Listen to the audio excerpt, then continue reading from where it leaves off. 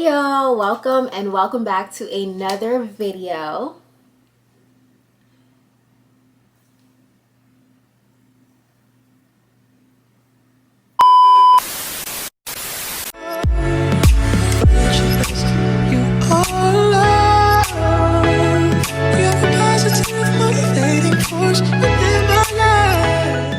Hey y'all, welcome back to another video, and if you're new to my channel, hi, welcome. My name is Nandria, and as you guys can tell by the title of this video, I will be talking all things self-care in this video. But more specifically, I want to talk about self-care as it pertains to people who are super busy. I know for one, I have a million and one things going on, so self-care sometimes falls to the back of my priority list. But y'all, the way the world is on fire right now, self-care is important more now than ever. So today I'm going to be talking about some self-care tips that I myself do, as well as how I incorporate it into my very busy schedule. So the first thing I want to talk about is skincare. Skincare routines has been in my kind of, I want to say, regimen practices since high school, because I didn't really have any skin problems until I hit high school. Y'all, the stress was taking a girl out, and it kind of just got more ingrained into my routines as I started going through college, and then after college to now. For me, skincare is a way to pour back into myself. When I was in high school and the stress started getting to me, that's when I started seeing that my skin was actually taking a toll. So I know that for people who are super busy, you can get stressed a lot, and sometimes if you're like me, your skin or your body in general is gonna tell you. So skincare for me is a way that I pour back into myself so that I can basically stay cute, because who wants to be doing all of this and not looking cute? So really, that's what it comes down to. My motto when it comes to really anything is look good, feel good, and my skin is one of the prime areas where I take pride in, because I don't know about you, but I think my skin is doing pretty good. The first step into getting into skincare is really figuring out what kind of skin type you have. There's oily, dry, and combination skin. Depending on the type of skin type that you do have, there are going to take different kind of products and different kind of steps and regimens. So I would highly recommend going to a dermatologist if you can. And if you don't have access to a dermatologist or just feel like that's unnecessary, girl, YouTube is your friend. YouTube has everything you need to know and everything you need to learn about literally anything. So just type in how to find your skin type, how to find products for your skin type, and just take it from there. This is something that is supposed to be fun, and this is something that's supposed to, like I said, pour back into you. So we don't want to add stress to yourself trying to figure out what's the best products to use and things of that nature. We just want to have fun and really learn about ourselves and how to better take care of ourselves. So once you figured out your skin type, the next thing to do is products. There are 4 products, or I should say product types, that I would highly recommend for any type of skincare routines. And then as you kind of grow in your skincare journey and then figuring out what your skin likes and what it doesn't like, you can always adjust. But I know for a fact that no matter what your goals are, no matter what type of skincare you have, these 4 products are going to be staple. So the first one is a cleanser. And what a cleanser does is basically what it says, is cleanses your skin. Throughout the day and even sometimes overnight, your skin can build up a lot of dirt and gunk. So what a cleanser does, it basically gets rid of all of that junk from your face so that your pores can really breathe and your skin can do what it does. Because remember, your skin is already taking care of itself. Sometimes you just need to give it an extra push, and that's what skincare is for. The second type of product I would recommend is a toner. And what a toner does, it basically gets deep down into your pores and gets rid of any dirt or debris that is left after cleansing. So it's basically a second kind of cleanser. There are different toners that are specific to different skin goals. So some are more specific for hyperpigmentation, some are more specific for inflammation, and the list goes on and on and on. You definitely want to make sure that your skin is super clean and ready for the following products, because those are going to help tie it all together. The third product I would recommend is a moisturizer. No matter if you have oily skin or dry skin or combination skin, your skin will be losing moisture throughout the day, especially during the summertime, girl, when you see global warming. Every summer, it's getting hotter and hotter and hotter. So obviously the air is probably going to suck out the moisture. So you want to make sure that you're replenishing that moisture that's being lost. And the last product I will recommend is SPF or sunscreen.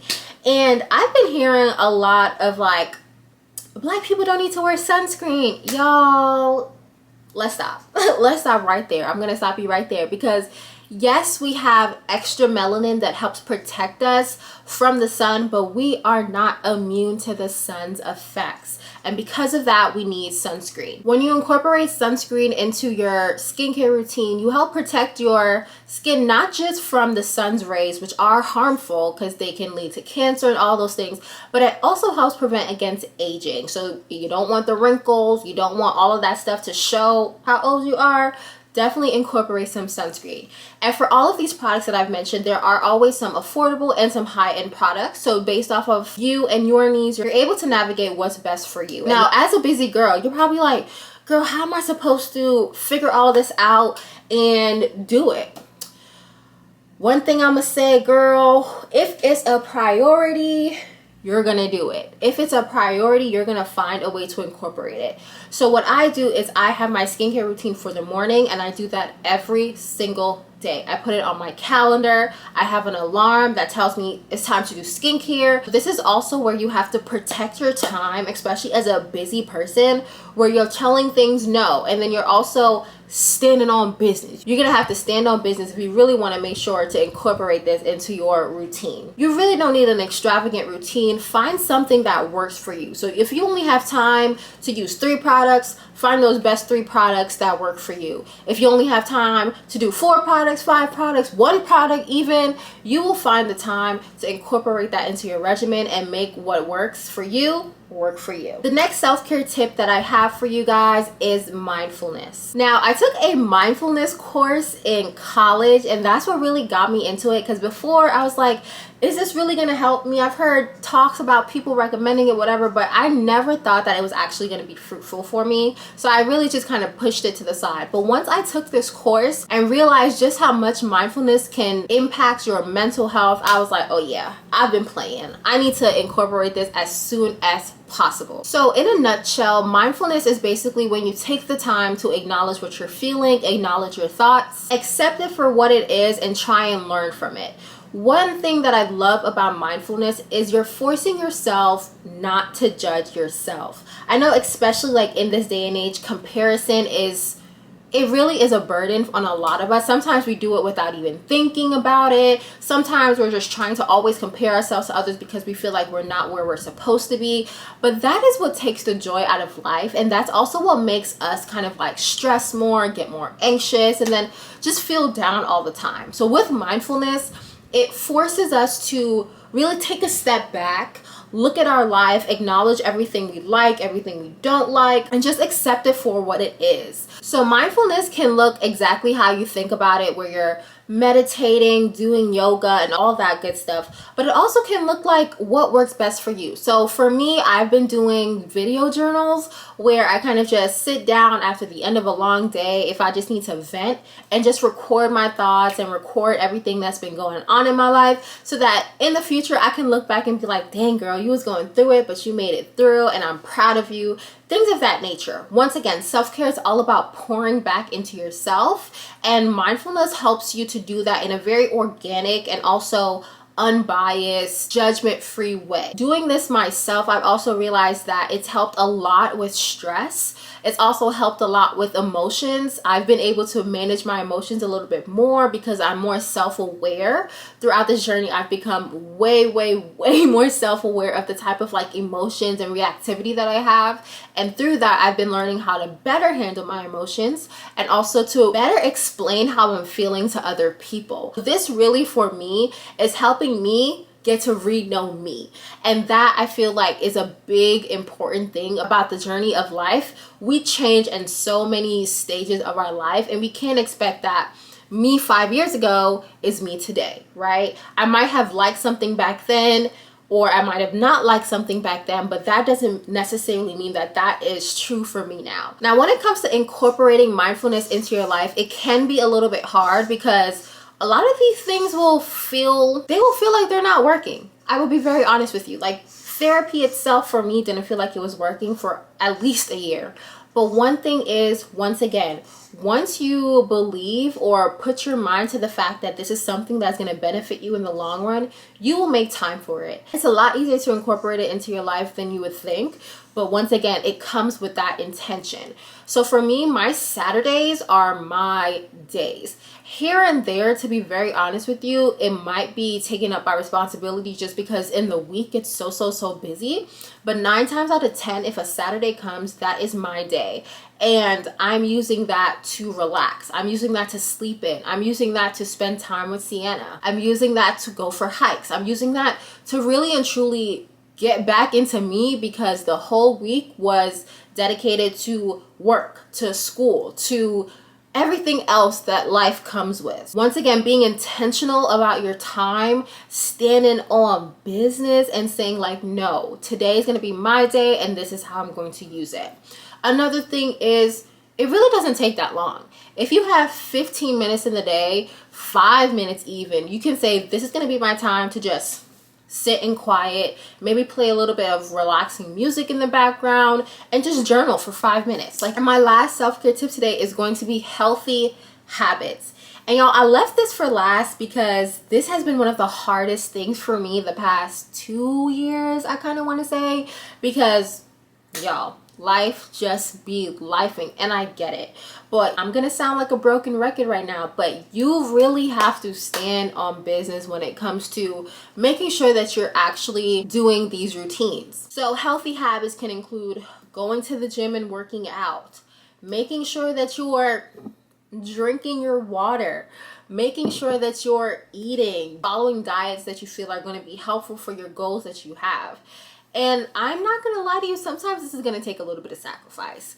For example, my work days are kind of busy from 9 to like 6 p.m., sometimes a little bit later depending on the workload for the week. So it's like, when am I going to go to the gym? I know for me specifically, once I'm finished with the day, going to the gym is a chore. It will not happen. Like 9 times out of 10, I will convince myself that I can do it tomorrow. And then tomorrow comes and tell myself I'm gonna do it the next day and the next day and the next day. But that's why it's important to really be honest with yourself during this journey. Because once you're honest with yourself, you can figure out what works for you, what doesn't work for you, and really kind of tailor it to you. So I knew that I was not going to go in the night, and I had no time in the day, so that only left one thing. And y'all, to this day, I've been going to the gym at this time for so long, but even to this day, it's still very hard. But I've been going to the gym at 5:30 in the morning. And like I said, it was hard. It was really hard. Whenever that alarm went off, I was so annoyed. I feel like every time your alarm goes off, it's right when the sleep is really good. And then you're just like, well, time to wake up. Like, the sun isn't even up, so you just want to lay back in bed. But you really have to be intentional and disciplined. I feel like this is the word actually for this type of self-care. Really and truly disciplined.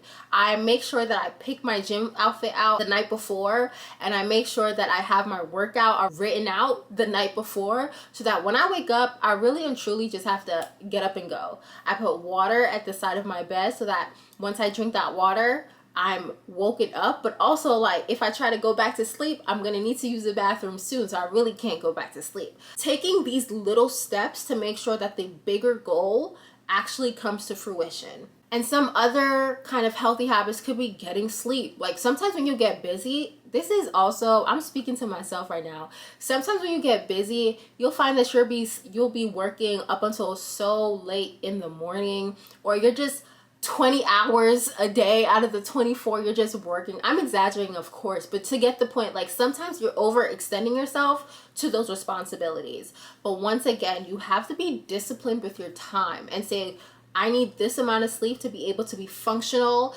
and give my best to whatever it is that needs my best the next day. So this is what I'm going to do. And you'll see that when you start doing these habits over time, they become very natural. And like I've been saying, sometimes there are going to be times when you don't want to do it or you don't have the energy to do it. That's okay. Give yourself grace. That's another part of this whole self-care thing, that you're not going to get it right the first time, the second time, the third time, even the fourth time. But as long as you're disciplined enough to say, this didn't work, but okay, I'm going to try this way, or this did work, maybe I can do this and add on to it so I can get a different outcome that I want. Figuring out what works best for you and giving yourself grace for those times where you're not your best, that is what's going to help you continually do it and develop this routine. So everyone, those are my 3 go-to self-care routine tips. Hope you guys enjoyed. I hope you guys learned something from this. If you have your own self-care routine tips, please comment them down below. I'm always looking for new things to try and do or try out. So please, please, please let me know what you guys are doing and what you guys are trying, and let's just talk about it. I'm so excited to see what you guys have. If you've made it this far, please go hit that like button. And if you're new to my channel and enjoyed this video, please go hit that subscribe button because I will be coming with more videos. And I will see you guys in the next one.